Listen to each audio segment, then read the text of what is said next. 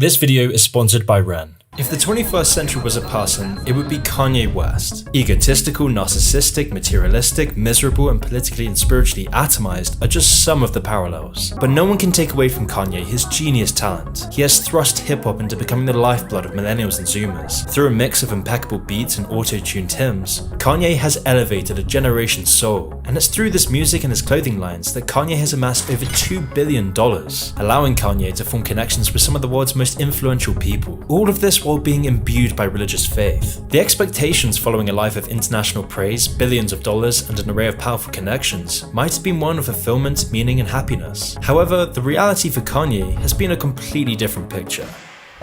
Kanye has been labelled mentally deranged. His family is broken in front of the world. He's lost access to his children, shunned by the legacy media, and humiliated by the Hollywood elite. On the surface, he has it all, but Kanye has very little left on the inside. And ironically, the very attributes that made him successful were instrumental in his downfall. But to understand how Kanye became such a tragic paradox of the society that made him, we need to look at the whole picture. From the start, Kanye wasn't destined to be a rapper. In fact, Kanye began his adult life as a painter, studying at Chicago State University. However, he soon enough realized that his true passion was in music. He'd always dipped his toes into the musical world, but he didn't have anything to show for it. So at the age of 20, Kanye dropped out of college to fully devote himself to his dream, spending all day at his telemarketing job and working until 4 AM pursuing his dream of working in the rap world. And eventually all this hard work paid off, and within a year, Kanye had secured one of his first big contracts, selling a beat to Chicago rapper Gravity for $8,000. Soon enough, Kanye was making a name for himself as a producer, working with artists like Nas and Eminem. And then 4 years later in 2000,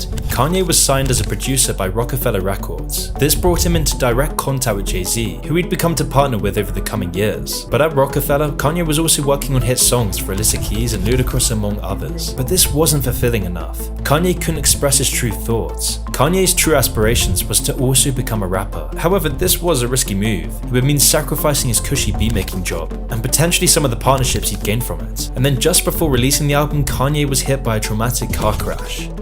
Although instead of letting this set him back, Kanye channeled this frustration into inspiration for his album, writing his song Through the Wire after his jaw was wired shut after the accident. And eventually, after all the strife, Kanye released his first album to massive critical acclaim, earning 2 Grammy nominations for his first album. It was at this point that Kanye's breakthrough was assured, later releasing his second album to even greater success. Critics would praise Kanye's meaningful lyrics and crisp production. Since then, Kanye has, with few exceptions, found success in nearly all of his endeavors. As an artist, he's enjoyed the adoration of millions with his unique style, and as a businessman, Kanye has become one of the richest musicians on the planet, owing much of his success to his keen sense of the fashion world. And while Kanye's egotistical and outspoken personality often landed him in hot water, his aggressive creativity has been a much stronger catalyst for his fame and fortune. His swollen ego, confidence, and artistic talent makes his music stand out from the rest. Because unlike most mainstream rap, Kanye's music serves to elevate one's energy, while on the other hand, most mainstream rap serves as the background music behind gang violence and stabbings, casting kids adrift in the hopeless malaise of fried chicken shops and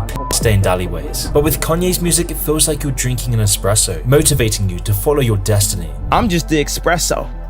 I'm just a shot in the morning to get you going. And for most of Kanye's career, it's this mix of his huge ego, unrelenting narcissism, and uplifting music that rose him to the top. But while his popularity was hitting an all-time high, for Kanye, it would be around the same time that his popularity would go from a blessing to a curse. In this time, Kanye's outlandish behavior rocketed his fame and granted Kanye access into the upper echelons of the celebrity hierarchy. And what better reward for his exorbitant wealth, grand ego, and relentless narcissism than a wife called Kim Kardashian, one of the world's most vacuous, plastic, empty figurines. A woman who represents nothing but a gaping vacuum of feckless vacuity. So from 2011 onwards, Kim and Kanye fell in love, and in 2013 their first child, Northwest, was born. Everything was perfect. Or so it seemed. Because behind this golden facade were cracks that couldn't be ignored. The heavy weight of such a fake and hollow lifestyle was taking a toll on Kanye. Now, this isn't unusual. There actually seems to be a consistent pattern of celebrities breaking away from the celebrity bubble. Russell Brand, Joe Rogan, Morrissey, and Jim Carrey. But none received so much vicious pushback from the establishment as Kanye West. This all started when Kanye would begin voicing his political and social concerns. In multiple interviews, Kanye would describe his frustrations with the victim mentality being instilled in Black Americans, claiming that this victimhood mentality is what keeps Black people docile and easily controlled by groups like Black Lives Matter. Racism is a dated concept. It's not an actual thing. that even means anything. You know, it's something that was used to hold people back in the past, but now there's been so many leaps and breaking of the rules that it's like, it's played out like, you know, like a style from the, you know, 1800s or something. The controversy around these statements would only continue to burgeon, especially when Kanye posted a selfie wearing a Make America Great Again hat, saying, quote, "My MAGA hat is signed." He would then go on to say things like how Obama was in office for 8 years and yet Chicago never changed, continually attacking the establishment Democrats. So of course, the Washington Post declared Kanye an alt-right darling, with BuzzFeed claiming that Kanye was becoming radicalized, and CNN adding that Kanye needed to be cancelled. It was clear that Kanye was now the next big target for the mob. These sorts of ridiculous things that are usually promoted by white nationalists, by fringe groups, by fringe individuals, mostly on the internet, that promote racist ideas. But what scared the establishment the most was that Kanye wasn't alone, with other rappers like Chance the Rapper defending Kanye, claiming black people don't have to be Democrats. But even more importantly, with his huge influence over the hearts and minds of millions, Kanye's rhetoric was breaking down the narratives perpetuated by the government and media. His counter-narratives to the dominant cultural institutions on the topics of abortion, black-on-black violence, and the support of Trump brought Kanye heated pushback, eventually culminating in Kanye getting suspended from Twitter and ridiculed by the media, Hollywood, the entertainment industry, and the music industry. Y'all been lied to. Radio lied to you. They can't play what they want to play because they've been paid to play that bullshit over and over and over. Soon enough, the cultural institutions and celebrities that praised Kanye's ego and success were now his biggest enemies. And after Kanye released a statement to TMZ claiming that slavery is a choice, Kanye's life would begin to take a very dark turn. It was after this statement that Kanye was forcibly taken into a mental hospital in 2016 where he would be stuffed with pills. And they medicated me for saying that, for having that opinion and saying it out loud. After making too many statements that didn't fit into the cultural narrative, they would use Kanye's forced hospitalization to make him look crazy, to make sure that no one took him seriously. I just tell the truth, and telling the truth is crazy in a world full of lies. So Kanye was now drugged up, pilloried by the media, and stuck in a vicious lifestyle of showbiz and entertainment. By being confined and boxed into this lifestyle of medication, vacuous celebritism, narcissism, and mockery for his Christian political views, Kanye's genius was now decimated. The medication fucked with your creativity, it fucked with all kinds of things. Or it blocked my ability to channel what God wanted me to do. The pills, the hospitalization, the toxic celebrity lifestyle made Kanye a shell of who he really was. The ingredients to his initial success had been turned against him by the high society he'd been so desperate to enter. This grayed Kanye's personality, tranquilizing and sedating him into a passive numbness. But luckily for Kanye, these actions would only serve to catalyze his impassioned beliefs, becoming even more involved in the political sphere. With nothing to lose, he would go out of his way to meet and discuss social issues with Trump in the White House, all to the outrage of blue check marks and giant media companies like CNN. What I saw was a minstrel show today. Him in front of all of these white people, mostly white people, embarrassing himself and embarrassing Americans, but mostly African Americans. And now all of a sudden, he is the person who represents the African American community. He doesn't. This was an embarrassment.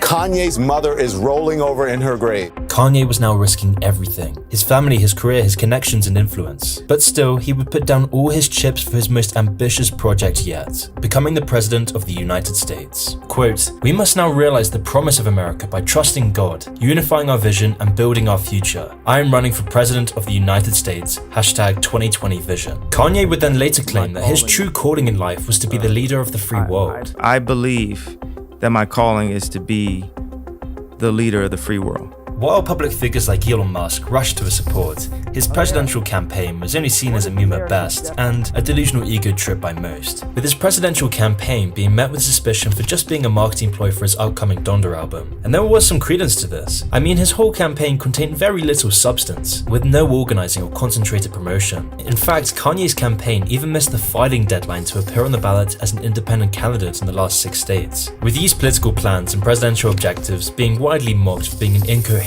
wishy-washy dream. I mean, you will be the commander-in-chief of the greatest army the world has ever known.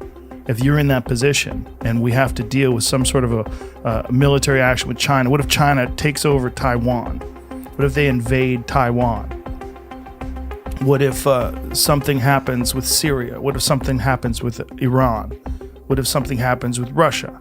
And you have to make decisions about military action. Have you thought about this? It was clear that this was far from a serious presidential run, evidenced by his lack of clarity, disorganization, and chaotic rallies. I mean, his very first presidential rally resulted in him breaking down in tears about the potential abortion of his child.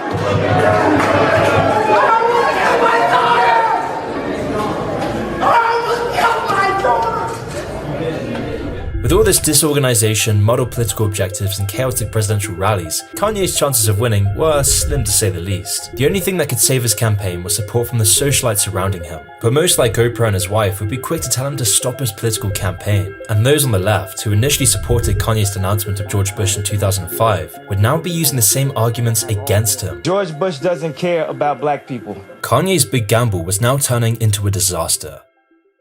With his swollen ego being surrounded by yes men and hollow reality stars, Kanye seemed to genuinely believe he would impact politics. And while his views might seem universally popular, he had no alliance from the right or left. His connections to Trump and megachurch preachers like Joel Osteen alienated him from the left, and his racial politics and vocal support of men like Malcolm X alienated Kanye from the right, all of which resulting in an embarrassing 60,000 votes out of 160 million votes, or in other words 0.0375% of the vote, most of which were entirely joke votes. This embarrassing outcome was one of the first major blows to Kanye's ego, but it would only get worse from there, because in the same time as Kanye's failing presidential campaign was his failing marriage. The first sign of this was during Kanye's unsuccessful presidential campaign, when Kanye would release personal information about Kim and their family. West then tweeted and deleted a series of statements about how Kim was trying to, quote, lock him up and how she wants a divorce. And then by 2021, it was revealed that Kim had begun filing for divorce. And this wasn't just any old divorce. This was a whole beast of its own, trapping Kanye into an isolating box that would drive anyone else insane. Now, as I already mentioned, Kanye had become increasingly more religious and political as he grew into fatherhood. And it was this breakaway from the hollow fake entertainment industry that inevitably caused a breakaway from his family, a family known to be one of the most plastic, vacuous families in the upper echelons of high society. But unfortunately for Kanye, it was only once he had his children did he realize how trapped he really was, resulting in Kanye often taking to social media to discuss how he feels like the Kardashians are actively trying to brainwash him with medication, conform him to turn down his black heritage for marketing purposes, with Kim's mum threatening to cut him out of the family entirely if he did not silence his often controversial views. So it should be no surprise that once the divorce was initiated, Kanye felt the full wrath of the media, his family, and the entertainment bubble against him. Kanye was now spiritually, politically, and socially atomized. He was now pilloried as a crazy, radical, right-wing stalker. Kanye has often said in recent interviews that this is an intentional smear campaign by the family, with him even naming Kim's publicist as leaking specific quotes to the press to fan the flames. Kanye would then see his wife go on SNL to laugh at the divorce and Kanye's behavior, finishing off the show by kissing Pete Davidson. And that is when Kanye's life would turn completely upside down.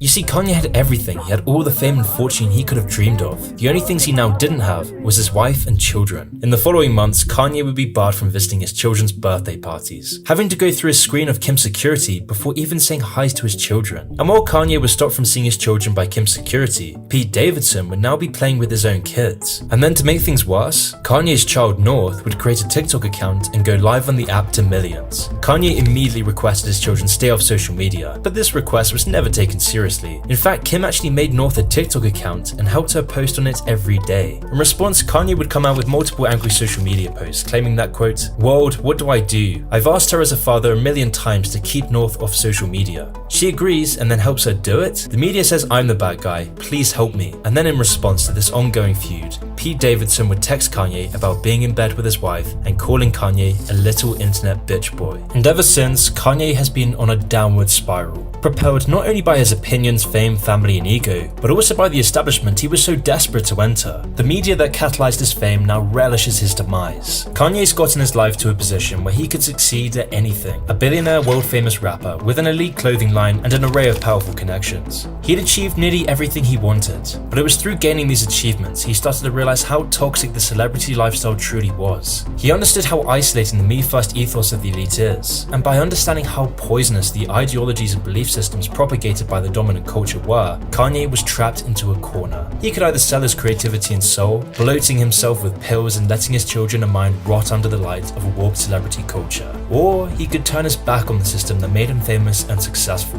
And by bravely choosing the latter, Kanye is now single, detached from his children, and shunned by those around him, currently residing in a mega mansion all to himself. In his own words, "I lost my spouse. I'm the only billionaire sleeping on the couch." If any story could serve as a warning to the destructive cultural mindsets burped out by our postmodern society, it would be the story of Kanye West.